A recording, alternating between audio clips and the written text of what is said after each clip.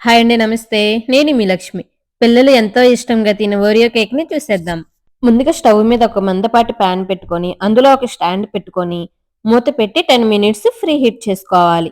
ఇప్పుడు cake టిన్‌ని grace చేసుకోండి. దీంట్లో బటర్ పేపర్ వేసుకొని, నెయ్యిని అప్లై చేసుకొని పక్కన పెట్టుకోండి. ఇక్కడ నేను చిన్నవి 6 ఓరియో బిస్కెట్ ప్యాకెట్స్‌ని తీసుకుంటున్నాను.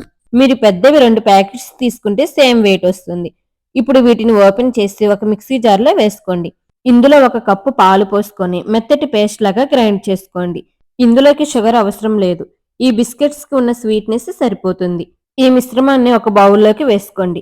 ఇందులో ఒక టీ స్పూన్ బేకింగ్ పౌడర్, ఒక టీ స్పూన్ వంట సోడా వేసుకొని కట్ అండ్ ఫోల్డ్ మెథడ్ లో కలుపుకోండి.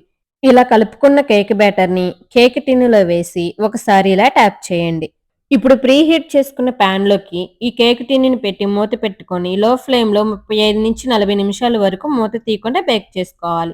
40 నిమిషాల తర్వాత మూత తీసి చాకుతో చెక్ చేస్తే చాకు క్లీన్ గా వచ్చిందంటే కేక్ రెడీ అయిపోయినట్టే. కేక్ చల్లారిన తర్వాత మీకు నచ్చిన షేప్ లో పీసెస్ గా కట్ చేసుకొని సర్వ్ చేసుకోవడమే. చూసారు కదా ఎంత ఈజీనో, పిల్లలు కూడా చేసుకోవచ్చు.